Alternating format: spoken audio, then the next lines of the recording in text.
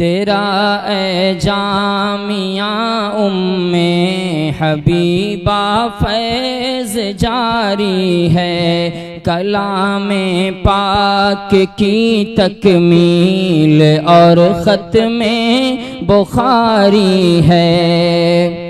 तेरी उस सूफ़े नबवी से एक मज़बूत निस्बत है। नहमदुहु व नसल्ली अला रसूलिहिल करीम। अम्मा बादु फ़अऊज़ु बिल्लाहि मिनश शैतानिर रजीम। बिस्मिल्लाहिर रहमानिर रहीम।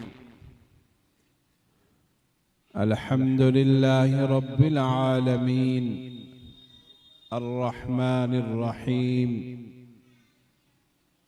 सदक़ल्लाहु मौलाना अज़ीम।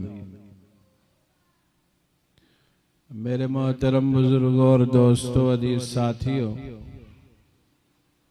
पर्दे में बैठी हुई माएँ और बहनें और मदरसे से मुताल्लिक हज़रात असातिज़े किराम और मुअल्लिमात जो पर्दे में हैं, ऐसे ही तालिबात जो पर्दे में बैठी हुई हैं। आज की ये मजलिस कुरान करीम की तकमील की मजलिस थी और ऐसे ही कुछ बच्चियों ने बुखारी शरीफ की आखिरी हदीस पढ़ी है, उसकी मजलिस थी। अल्लाह सुब्हानहु व तआला ने ये बड़ी ही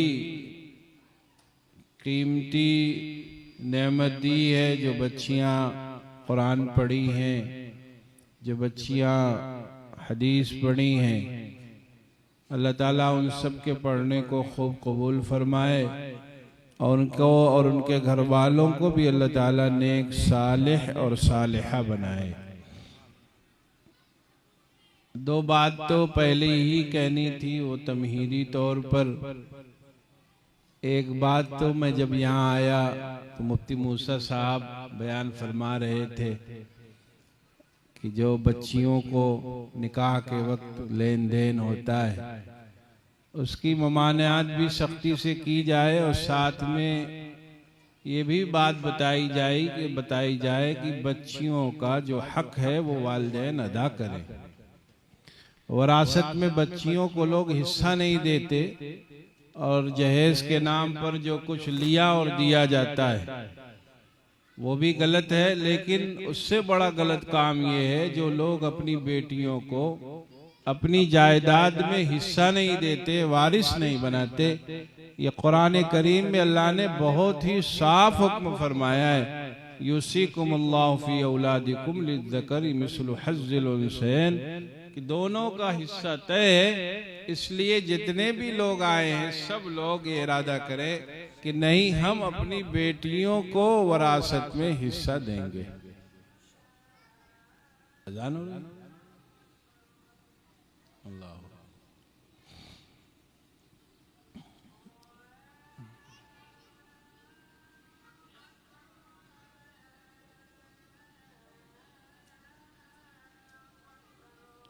अल्लाहु अकबर, अल्लाहु अकबर।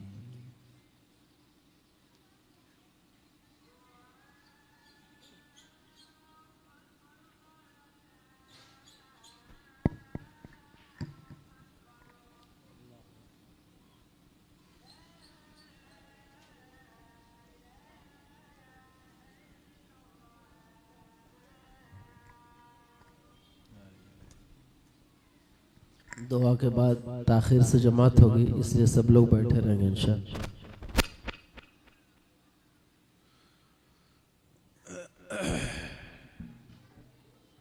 इमाम साहब यही है ना, जब मुअज्जिन साहब चले गए पता चला इमाम साहब भी चले गए तो नमाज भी हो जाएगी। जब मुअज्जिन साहब निकल गए, जाके अजान कर दिए, इमाम साहब निकल पाए तो नमाज भी हो जाएगी। मस्जिद अपनी वाली है भाई। तो मैं एक बात कह रहा था जो मैं सुना कि हमें दोनों बातों का ख्याल रखना कि बच्चियों को जो हक मिलना चाहिए वो बच्चियों को हक हम नहीं देते। उन्हें बस ये चाहते हैं कि कुछ चीजें दे दें और जान छूट गई। आखिर में मरने मराने का जब वक्त आता है, जाने का दुनिया से वक्त आता है, तो कहते हैं बेटी माफ कर देना, बहन माफ कर देना। बताओ कौन बेटी है जो नहीं माफ करेगी? अब्बा के सामने क्या तो माफी करेगी, कहेगी अब्बा माफ करती हूँ, भाई आपको माफ करती हूँ। बेटियां और बहनें तो मोहब्बत का पुतला होती ही है, लेकिन आपने तो उन्हें बड़ी तकलीफ में रखा। इसलिए जितने भी दोस्त अहबाब आए, आप सब नियत करके जाइएगा कि नहीं, हम अपनी बेटियों को और बहनों को जो शरई हक है वो पहले देंगे, उसके बाद भी लेना देना करते रहेंगे। जहेज लानत कब है? जब मांगा जाए। जब मांगा जाएगा तब वो लानत है। अब बहुत से लोगों ने क्या किया है कि जहेज के नाम पर कुछ 1,50,000 रुपया खर्च कर दिया और उसका पूरा माल उड़ा के रख लिया। ये भी देना दुरुस्त नहीं है और वो भी ना देना दुरुस्त है। जो नहीं दे रहा कल अल्लाह के यहाँ पे खड़ोगे। अल्लाह ने तो कुरान में वाज़ेह तौर पर फरमाया कि सबका हिस्सा मुतय्यन है, उसी एतबार से सबको हिस्सा देना है। आपकी बेटी है, आपकी बहन है, आपकी माँ है, वो किसी भी हैसियत में है, आपको उनका हिस्सा देना है। कह रहे नहीं बेटी को तो बहुत पैसा है, क्या देने की जरूरत है? गरीब होने की हैसियत से थोड़ा नहीं शरीयत दिला रही। शरीयत आपके माल में जिन जिन लोगों का हिस्सा लग रहा है वो मुतय्यन कर रही है। अगर बेटी और बहन के हाल अहवाल सही नहीं है, इसके अलावा आपको देना चाहिए, तब ये सिला रहमी कह रहेगी, तब ये सिला रहमी कहलाएगी। आप कह रहे नहीं बहन के पास पैसा ज्यादा है इसलिए मैं वारिस नहीं बनाऊंगा, उसको अपने माल में से नहीं दूंगा, बेटी मेरी ठीक ठाक खुशहाल है इसलिए मैं नहीं दूं। बिल्कुल गलत बात। खुशहाल है कि बदहाल है वो अलग बात है। असल काम आपका हमारा ये है कि अब जो पैसा हमारे पास 2 रुपया भी है, 10 रुपये भी है, 2 कट्ठा जमीन भी है, 4 कट्ठा जमीन भी है, उसमें जितना उसका हक मुफ्ती साहब से आप आके मालूम कीजिएगा कि मेरी 2 बेटी है, 1 बेटा है, इन लोगों को कैसे तकसीम करना वो आपको बना के दे देंगे। कितना इतना परसेंट इन लोगों को दे दीजिए। और ये हुक्म अल्लाह ने दिया है। 2 खराबी आई है, एक जहेज की खराबी, लेकिन जहेज के पीछे जो समझदार लोग हैं वो भी छिपकर उससे खराब काम करते। वो ये समझते हैं कि हमने तो दे दिया था, हमने तो। एक साहब कहने लगे मैंने शादी बहुत बड़ी कर दी। मैंने कहा तुमने कौन सा तीर मार दिया भाई? तुम तो अपने रिश्तेदारों को खिलाए, दोस्तों को बुला के, बेटी को क्या दिया तुमने?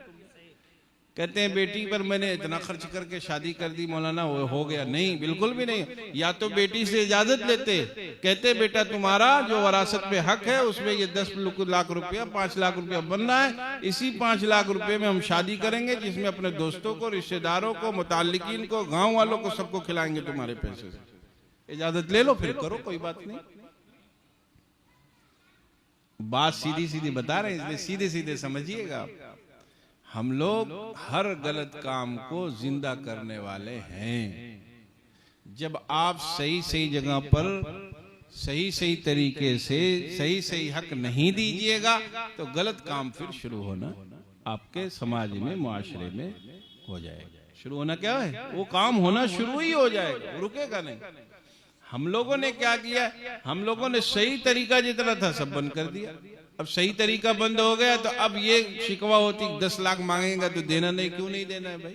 जब बेटी का हक नहीं दोगे जो चाहेगा मांगेगा। आप बेटी को हक दीजिए। और जो लोग दहेज मांगते हैं वो गलत करते हैं, नाजायज काम है, इससे बचना चाहिए। मोहल्ले और पड़ोस के लोगों को, ऐसे लोगों को समझाना भी चाहिए। ऐसे लोगों को क्या समझाना चाहिए। और यहाँ चंपारण के मुतालिक तो मुझे मेरे दोस्तों ने ये बता रखा है, हर कोई उसी में क्या है, उसी में लगा हुआ है। तकरीर करने वाले भी उसी में है। तकरीर सुनने वाले भी उसी में, बयान करने वाले भी उसी में लगे, कोई बचा उचा नहीं है। वो कहते नहीं लेना ही पड़ेगा, दिया था बेटी को देना, इसलिए इधर से आएगा इधर जाएगा, जायज नहीं करना चाहिए। और इस काम के रोकने से पहले इस काम पर जोर देने की जरूरत है कि बेटियों का जो हक है वो हक हर किसी को देना चाहिए, नहीं मारना चाहिए। और जो लोग मारते हैं कल अल्लाह क्या उनकी क्या है, बहुत सख्त पकड़ होगी, बहुत सख्त पकड़ होगी। इसलिए पहली बात तो ये, आप हजरात इरादा कर रहे हैं इंशाल्लाह सब लोग देंगे अपनी बेटियों को हिस्सा। अपनी जिंदगी में बेटों पे नहीं डाल के जाना कि बेटे हमारे देंगे, नहीं, अपनी जिंदगी में देके जाएंगे। हाथ उठाइए, सब लोग हाथ उठाइए। अपनी जिंदगी में हम अपनी बेटियों को कागज में हिस्सा देके जाएंगे, ठीक है? पक्का इरादा कर रहे हो ना? हाँ, करना जरूर आप, वरना कल अल्लाह क्या पकड़ होगी, और पकड़ बढ़ जाएगी। इसलिए कि क्या है, बताने वाला आपको बता के हाथ उठवा के गया था कि देना है?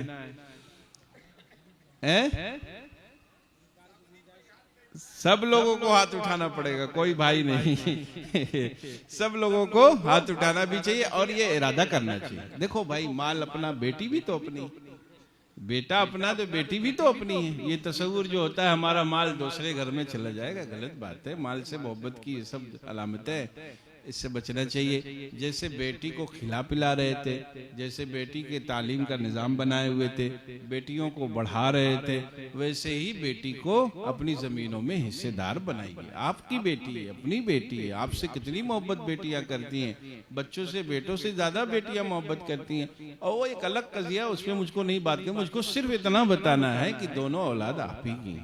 ये सोचना कि माल हमारा दूसरे के घर चला जाएगा, ये गलत बात है।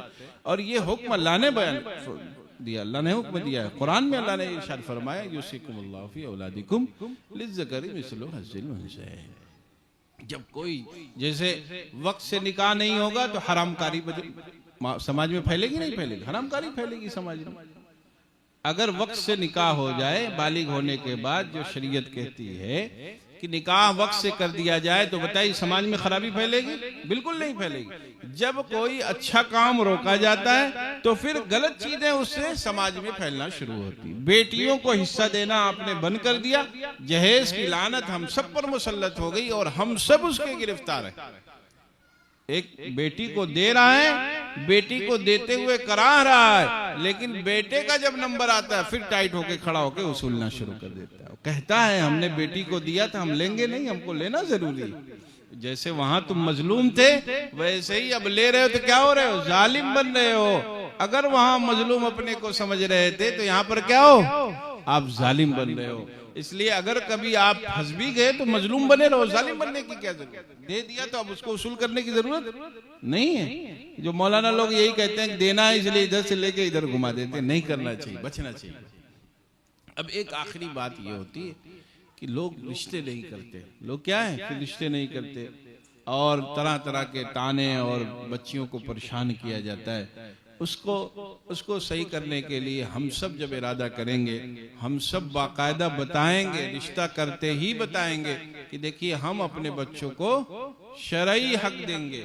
और पेपर में जबानी नहीं, मौलवी साहब हमने हाथ उठवाया, आपने उठाया और समझ रहे अब जन्नत ही में मुलाकात होगी, आगे फाइल बढ़ गई। नहीं, पेपर में बेटियों को मालिक बनाइएगा तब माना जाएगा। आप कहें नहीं मेरे बेटे नेक हैं, जमात में जाते हैं और खानकाह में भी जाते हैं, बड़े वाले मुफ्ती साहब से ताल्लुक भी है, ये सब भरोसा नहीं चलेगा। आप अपनी जिंदगी में पेपर बनाकर बेटियों को मालिक बना के जाइएगा, तब आपकी बात पुरुष नहीं होगी, वरना अल्लाह के कल पकड़ो। आपके कह देने से नहीं होगा, आपको पेपर में मालिक बनाना पड़ेगा। आपको उनकी जो जमीन है उनके कब्जे में देनी पड़ेगी, तब कब्जा ताम होता है, कहने से तो नहीं होता। कब्जा आप दीजिए उनको। हमारे मुल्क का जो दस्तूर है, पेपर बनता है, स्टाम्प बनता है, लिखा पढ़ी होती है, वो करके जाइएगा, तब आपकी समझिए वहां पर आपको छूट मिलेगी, वरना कल पकड़ोगे। एक बात ये। दूसरी बात, बच्चियों ने जो कुरान पढ़ा तो सूरह नास पढ़ने के बाद फिर सूरह फातिहा पढ़ना था, फिर सूरह बकरा पढ़ना था, उसके बाद ख़त्म कुरान की दुआ पढ़नी थी। इसलिए आइंदा जो भी असातिज़ा हों या मुअल्लिमात हों, पढ़ाती हों, आइंदा ख्याल रखेंगे, ऐसे ही पढ़ाने की कोशिश करेंगे। अल्लाह ताला ने ये मौका जो दिया है सबके लिए बड़ी ही खुशी की बात है। हम तमाम अहबाब दोस्त जो लोग जमा हुए हैं, जिनकी घर की बच्चियां पढ़ी हैं, आलिमा हुई हैं, अल्लाह ताला आप सबको खूब खूब इसका जज़ा और बदलाता फरमाए। आप सबके लिए, आपके घराने के लिए, आपके ख़ानदान के लिए जो इल्म बच्चियों ने हासिल किया है वो बाबरकत बनाए और सबको सिराते मुस्तकीम पर चलाने की और इन लोगों के जाने की वजह से घरों का माहौल दीनदाराना हो, ऐसे हाल अहवाल पैदा हो। अल्लाह ताला इसके लिए खूब खूब अच्छा फैसला फरमाए। और हम सबको आखिरी बात बस इतनी है, अजान भी हो गई, इतनी ही बात है कि हमें अपनी ज़िंदगी को शरीयत के मुताबिक चलाने की कोशिश करना चाहिए, शरई अहकामात पर अमल करने की कोशिश करनी चाहिए। शरीयत जो कहती है उन चीज़ों पर खूब दब के अमल करने की कोशिश करनी चाहिए। वक्त कीमती भी है, मुख्तसर भी है, इसलिए जितने भी दोस्त अहबाब आए सब लोग ये इरादा फरमाएं कि नहीं, नमाज 5 वक्त की पाबंदी से पढ़ेंगे, तिलावत का एहतमाम करेंगे। अभी कुछ देर पहले एक मजलिस हुई थी, मैंने बात सुनाई कि 24 घंटे में सिर्फ 1 घंटा आपका लगेगा, बकिया सब आपके पास वक्त। आप अपने खेतों में काम करें, अपने कारोबार में जाएं, बिजनेस में जाएं, तिजारत में जाएं, मुलाजमत में जाएं। बस 1 घंटा अगर निकाल लेंगे तो 5 वक्त की नमाज भी हो जाएगी, तिलावत भी हो जाएगी। अब आप अपने काम में लगे रहें, जहां भी काम करते हैं अब अपने अखलाक को दुरुस्त कर लें, अपनी जबान को काबू में रख लें, अपनी निगाह को नीचे रखकर चलाना शुरू कर दें और दुनिया का काम सब करते रहें। अपने खेतों में भी रहें, अपनी दुकानों में भी बैठे और बस अपनी जबान को क्या करना, अल्लाह की याद में लगा के रखना है।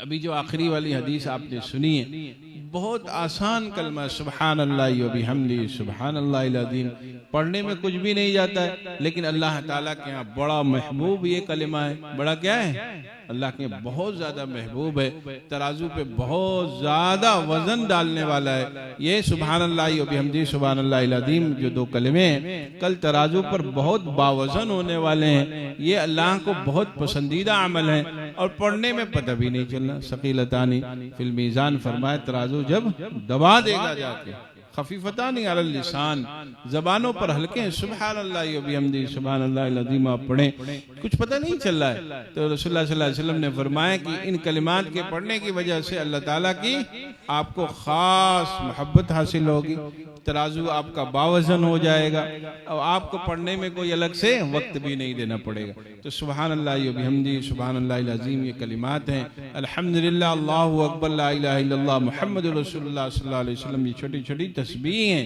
तीसरा कलमा है, पहला कलमा है। आप इसको पढ़ने की मशक करें, चलते फिरते आप पढ़ते रहेंगे तो इंशाअल्लाह आपके क्या है, नेकियों में खूब ज्यादा इजाफा होगा, जबान आपकी गलत कामों से बच जाएगी। और फिर जो जिक्र अज़कार करते हैं, अल्लाह की तस्बीह और तहमीद बंदे बयान करते हैं, उनके दिलों में नूर पैदा होता है, उनको अल्लाह ताला खूब खास वाली नेमत इनायत फरमाते हैं जो बादशाहों को भी नहीं मिलती, जो बड़े बड़े पावर वालों को भी नहीं मिलती, जो अल्लाह के नेक साले बंदों को मिलती है। इसलिए जिक्र अज़कार का, तस्बीहात का, तहमीदात का खूब एहतमाम फरमाया करें। आप जो भी काम करते हो काम करें, लेकिन अपने जबान को अल्लाह के जिक्र में लगाने की फिक्र करें। सुभान अल्लाह पढ़ने की कोशिश करें, अल्हम्दुलिल्लाह अल्हम्दुलिल्लाह पढ़ने की कोशिश करें, अल्लाहु अकबर पढ़ने की कोशिश करें। बहुत ही कम, बहुत ही मुख्तसर वक्त में जबान पे बहुत कम जोर लगेगा, लेकिन आपके कल आखिरत में खूब ज्यादा जखीरे होंगे, आपके अमाल में खूब इजाफा होगा। आपकी जन्नत में ये सब चीजें क्या है, वहाँ खुशबू की शक्ल में, बड़े बड़े खेत और मैदान की शक्ल में, बड़े बड़े नेमतों की शक्ल में जाहिर होगी। इसलिए जो अहबाब हैं, जो ख़वातीन हैं, वो भी इस बात को याद रखें कि अपने घरों में चलते फिरते सुभान अल्लाह पढ़ा करें, अल्हम्दुलिल्लाह पढ़ा करें, अल्लाहु अकबर पढ़ा करें, नमाज का एहतमाम फरमाएं, बच्चियों की तरबियत पर खुसूसी तवज्जो दें। ऐसे जो बच्चे छोटे हों उनको भी नमाज के लिए कहती रहें। अल्लाह ताला इन बातों पर हम सबको अमल करने की तौफीक मरहमत फरमाए और हम सबको अपने नेक सालेह बंदों में शामिल फरमाए। जिंदगी अल्लाह ने जो दी है, ये जिंदगी असल में अगर सही रास्ते पे चली नहीं तो बड़ा तकलीफ भी देती है। दुनियावी उमूर में भी बड़े नुकसान होते हैं। लोग कहते हैं गले में बरकत नहीं होती, लोग कहते हैं घर में बड़ी परेशानियां होती हैं। अरे भाई, जिस घर में अल्लाह की नाराजगी वाले अमाल हो बताओ आपका कोई घर हो मोहल्ले में, उस घर वाले उस खानदान के लोग जो हैं हुकूमत बिहार की मुखालफत करते हों, उनके कानून को तोड़ते हों, उनको ना मानते हों, बताओ वो घर आबाद होगा? वो घर चंद दिन भी नहीं लगेंगे, बर्बाद हो जाएगा। तो जिस घर में अहकमुल हाकिमीन, जो दुनिया जहान का पालनहार है, जो बहुत पावरफुल है, अला कुल्ल शैइन कदीर, जो मालिक है, फ़आलुल लिमा युरीद, जो इसकी शान हो, बताओ भाई उस मालिक की नाफरमानी की जाए और वो घर वीरान नहीं होगा, उस घर में बेबरकती नहीं होगी, उस घर में परेशानियां नहीं होंगी, तरह तरह की जो हैरानियां घरों में हैं, बच्चे जो बात नहीं सुन रहे, वफादार नहीं जब बन रहे, बाबा की और मामा की जो है वो इत्तिबा नहीं कर रहे, उनकी इताअत नहीं कर रहे, उसकी वजह बहुत बड़ी है कि हम सब ने अपने मालिक को नाराज कर रखा है। इसलिए जितनी चीजों से हमें आराम मिलना था, आसानियां मिलनी थी, खूब बेहतर जिंदगी गुजरनी थी जिन चीजों से, वो सब की सब नेमत क्या हो गई? हमारे लिए जहमत बन गई।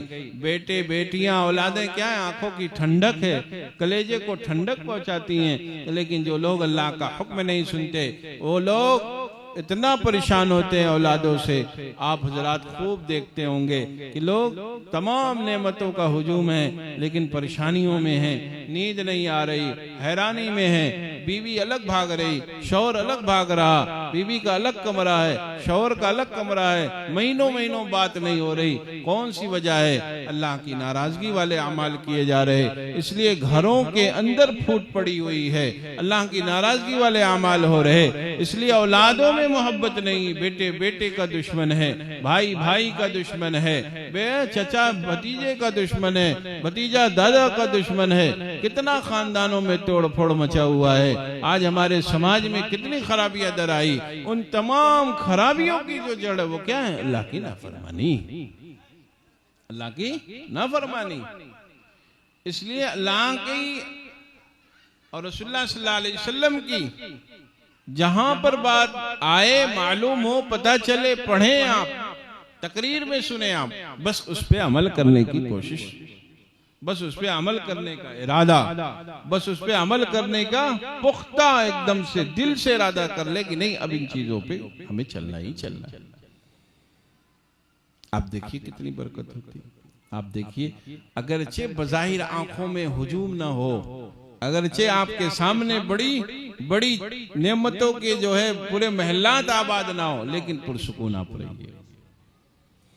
आप अगर ये सोचिएगा बेटी को माल देंगे कम हो जाएगा, बेटी को देने के बाद जो माल बचेगा वो बाबरकत होगा। आप सोचिएगा झूठ बोलकर माल लाएंगे बरकत होगी, झूठ नहीं बोलेंगे तो माल नहीं बिकेगा, बरकत कम होगी। नहीं, झूठ से बच कर करके कम माल घर में लाइए, देखिए खूब बरकत होगी। झूठ बोलकर, वादा खिलाफी करके, दगा दे करके सामने वाले को धोखे में डालकर माल बेचा गया और उस माल से जो सामान बेचा गया उसके लाया हुआ जो माल है वो माल घर में पहुंचते ही नुकसान पहुंचाएगा। और अगर कम माल सही तरीके से बेचा गया, कम पैसा कम प्रॉफिट आया, उस माल में बरकत होगी। उस माल में क्या होगी? बरकत होगी।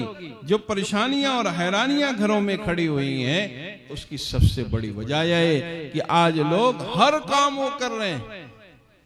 वक्त तो बहुत मुख्तसर बचा है। आज हर काम में बस एक है कि ज्यादा होना चाहिए, माल ज्यादा बढ़ जाए। अब क्या हो रहा? माल के चक्कर में बैंक से पैसा ले रहे हैं, सूद पे पैसा ले रहे हैं, ब्याज पे पैसा ले रहे हैं, लूट मार का पैसा ला रहे हैं, हलाल हराम की तमीज सब खत्म, कह रहे हैं पैसा ले आओ।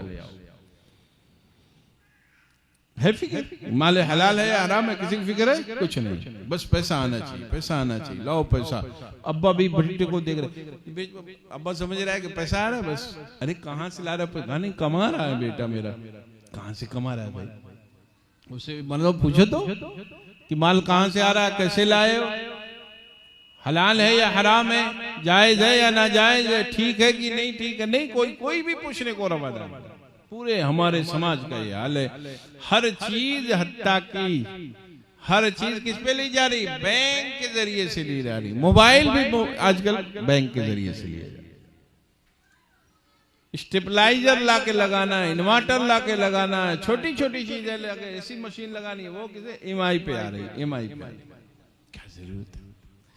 जो चीज जायज नहीं है, दुरुस्त नहीं, क्यों उन चीजों में पड़ना है?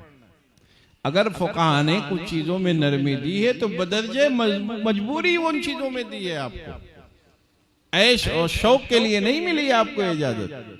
जहां बहुत सख्त मामला हो गया वहां चंद शराइत के साथ अगर कभी इजाजत मिली भी है कुछ चीजों में, तो अब उसका मतलब ये नहीं कि ज़ौक़ शौक पूरा करने के लिए फिर आप उस चीज को शुरू कर लें।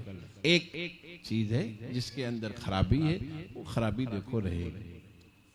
जिन चीजों में भी शरीयत इजाजत देती है अगर, तो इजाजत के बाद हीले करने के बाद भी कहा जाता है तौबा इस्तग़फ़ार की कसरत रखिएगा। उसकी खासियत है बर्बादी।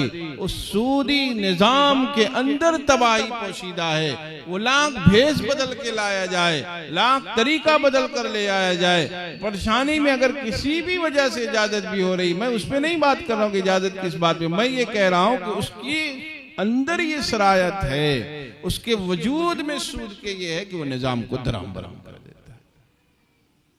ये इंटरेस्ट जो है सूदी निजाम जो है उसकी तबीयत में ये रची हुई बसी चीज है। अल्लाह ताला ने कुरान में फरमाया यमहकुल्लाहु रिबा व युरबिस सदक़ात, सदका दोगे अल्लाह माल में इजाफा करेगा। मौली साहब को आप सदके का माल दीजिएगा, आपके माल में इजाफा होगा। अपने मोहल्ले में गरीब रहने वाले को आप खिलाइए पिलाइएगा। अपने मोहल्ले में कोई पढ़ने वाला है उसकी आनत कीजिएगा। कोई गरीब है उसका आप पीछे से बैग से मदद का निजाम बनाइएगा। आपके माल में बरकत होगी, आपके माल में अल्लाह खूब इजाफा फरमाएगा। आपके माल की वजह से आपको सवाब मिलेगा। लेकिन सूदी निजाम को आप जैसे ही लाइएगा तो सूद की तबीयत में भरा हुआ है। वो जाकर जहां निजाम जहां भी वो पहुंचता है वहां पे जाकर चीजों को खोखला कर देता है। वो उसकी तबीयत में है। जैसे आप अच्छी सी कोई चीज हो उस पे जा लाकर तेजाब के 2 कतरात अभी चादर पीसी भी गिरा दीजिए, तेजाब के अंदर जलाने की सलाहियत है। चीजों को अंदर से खोखला करने की उसकी तबीयत, उसका मिजाज है। ऐसे ही सूद है। सूद पे आप चाहे मोबाइल लीजिए, सूद पे चाहे आप छोटी से छोटी चीज लीजिए, चाहे सूद पे आप बहुत बड़ा कारोबार फैलाइए, सूद अपना काम करेगा। सूद नुकसान पहुंचाएगा, सूद तबाही लाएगा। ये आज घरों में औरतें, मुझे पता चला कि इलाके जैसे हैं इधर, हर जगह ही, इधर के अब हर जगह औरतों में भी सूदी लेन देन हो रहा है। औरतें भी दे रही। जो ख्वातीन आई हैं, जो माँ बहनें पर्दे में बैठी हुई हैं, बिल्कुल सूदी निजाम में, सूदी लेन देन में, मामलात कराने में, गवाह बनने में, मुलाकात कराने में बिल्कुल भी शामिल ना हो।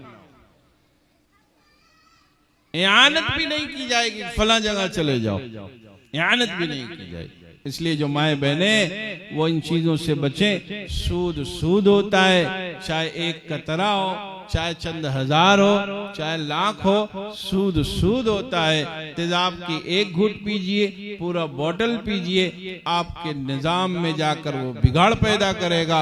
आप 1-2 हजार चाहे सूद पे लेते हो, चाहे लाख 2 लाख रुपए सूद भी लेते हो, वो आपके निजाम को जाकर बर्बाद करेगा। इसलिए एक चीज है बस, वो क्या है? एक चीज है और वो सिराते मुस्तकीम है। आप उस पर चलिए, उस पर लगिए। तबीयत कह रही तब भी, तबीयत नहीं कह रही तब भी उसी पे चलना है। बजाय नुकसान मत देखिए, कम आएगा उसमें बहुत बरकत होगी, उसमें खूब सुकून होगा। अगर मालों का हुजूम आप ला रहे और माल हराम तरीके से लाया गया तो फिर वो माल जहां जहां जाएगा वहां वहां खराबी पैदा करेगा। वहां वहां क्या करेगा? खराबी पैदा करेगा। इसलिए हम सब जितने भी लोग आए हैं, सब लोग इरादा करें, नहीं माल हलाल, माल तय्यब कमाने की फिक्र करेंगे।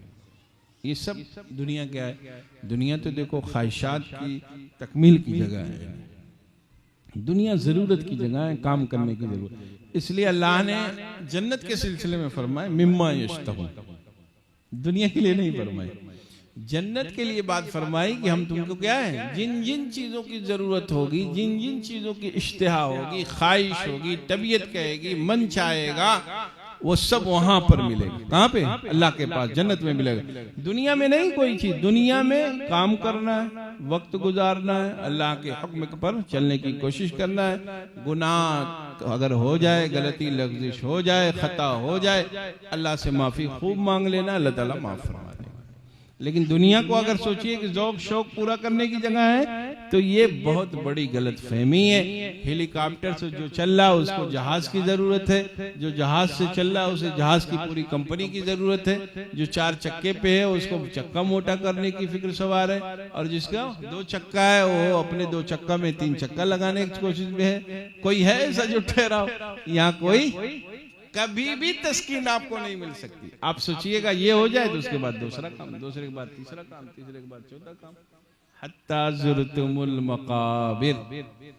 यहाँ तक कि कहाँ है, अपने असले घर में पहुंच जाते हैं जिसकी कोई तैयारी नहीं। 3 बाई 6 का रूम अलर्ट हो जाता है। हत्ता ज़ुरतुमुल मक़ाबिर। चलते चलते, भागते भागते, ख्वाहिशात को पूरा करते करते। इसलिए जायज़ ख्वाहिश जो है वो पूरा कीजिए। शरीयत के मिजाज के मुताबिक अपने मिजाज को बनाने की कोशिश कीजिए। दुनिया इधर हो जाए उधर हो जाए उससे मतलब नहीं है। शरीयत जो कहती है सिराते मुस्तकीम पर चलने वालों के अंदर जो कमाल होना चाहिए, उन कमाल और उन तमाम अच्छाइयों को अपने अंदर पैदा करने की जरूरत है। अल्लाह ताला इन बातों पे अमल करने की तौफीक मरहमत फरमाए। और किसी से एक बात आखिर, किसी से ताल्लुक जरूर रखें, इस्लाही ताल्लुक जरूर रखें जिससे आप मशवरा करें। कोई आलिम, कोई अल्लाह का नेक साले बंदा जो बुजुर्गों की सोबत में रहा हो, उससे आप जरूर दोस्ती रखें, उससे जरूर ताल्लुक रखें, जिससे आप मशवरा करें, जिससे आप पूछ सकें कि हम ये काम सही कर रहे हैं या नहीं कर रहे, ये चीज़ें करनी चाहिए नहीं करनी चाहिए। एक जरूर अपना दोस्त और एक अपना मुखय्यर, एक अपना हमदर्द, एक अपने हम मसलक, हम मुशरफ जिसको कहते हैं, आगे की बात है। बहरहाल जिससे तबीयत चले आप उससे क्या है जुड़ने की कोशिश करें। आखिर दावाना अल्हम्दुलिल्लाह रब्बिल आलमीन।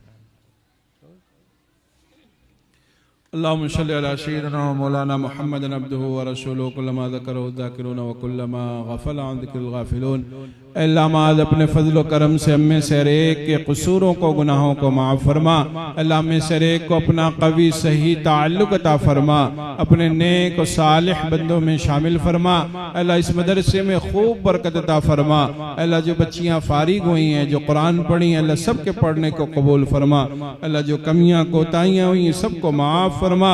अल्लाह जो भी काम आइंदा करने का इरादा हो उसमें आसानी पैदा फरमा। गैब से तमाम कामों में तकमील के फैसले फरमा। अल्लाह जितने भी दोस्त अहबाब आए, ख्वातीन आई हैं, अल्लाह सबको सेहत और सलामती अता फरमा। अल्लाह सबको खूब अच्छी सेहत अता फरमा। अल्लाह सबके घर वालों को नेक सालेह बना। अल्लाह सबके बच्चों को नेक सालेह बना। अल्लाह हम सबको सिराते मुस्तकीम पर चलने की तौफीक मरहमत फरमा। अल्लाह में से हर एक को शरीयत और सुन्नत का पाबंद बना। अल्लाह में से हर एक को रिज़्क़ कसीर वफीर बाबरकत नसीब फरमा। रिज़्क़ हलाल अता फरमा। रिज़्क़ हराम से अल्लाह हम सबको बचने की तौफीक मरहमत फरमा। अल्लाह अपने घरों को हम सबको आबाद करने की फिक्र अता फरमा। बेशक हमारे घरों की आबादी हमारी नेकियों में है, हमारी दीनदारी में है, हमारे सालिह बन जाने में है। अल्लाह हम सबको अपने घरों के आबाद करने की फिक्र अता फरमा। अल्लाह हमारे घरों को गैर आबाद होने से महफूज फरमा। अब गैर आबादी जब होगी, अल्लाह वीरानी जब होगी, जब हम नेकियों से हट जाएंगे, जब हम अच्छे रास्ते से हट जाएंगे, जब हम शरीयत को छोड़कर अपनी मनचाही जिंदगी गुजारने लगेंगे। और बेशक आज हम अपनी मनचाही जिंदगी गुजार रहे हैं, अपने नफ्स की इत्तिबा में लगे हुए हैं, ख्वाहिशात के पीछे दौड़ रहे हैं। अल्लाह हम सबको माफ़ फरमा दीजिए। अल्लाह हम सबको माफ़ फरमा दीजिए। अल्लाह हम सबको माफ़ फरमा दीजिए। अल्लाह हमारे दिलों को पाक व साफ फरमा दीजिए। अल्लाह हमारे दिलों में दुनिया की मोहब्बत बैठी हुई है, अल्लाह हमारे दिलों को पाक व साफ फरमा कर अपनी मोहब्बत के लिए कबूल फरमा लीजिए। अल्लाह जितनी भी बातें सुनाई गई हैं, सुनने वालों को, सुनाने वालों को अमल करने की तौफीक मरहमत फरमा दीजिए। अल्लाह हम सबको महज अपने फजल से अपने नेक सालिह बंदों में शामिल फरमा लीजिए। उनके जमी अखलाक व अमाल से हम सबको अल्लाह मुज़य्यन फरमा दीजिए। ऐ रब्ब करीम इन सब दुआओं को कबूल फरमा लीजिए। रब्बना तक़ब्बल मिन्ना इन्नका अंतस समीउल अलीम। सल्लल्लाहु तआला अला खैरि खल्क़िही मुहम्मद व आलिही व अस्हाबिही अजमाइन। बिरहमतिका या अरहमर राहिमीन या मौला करीम।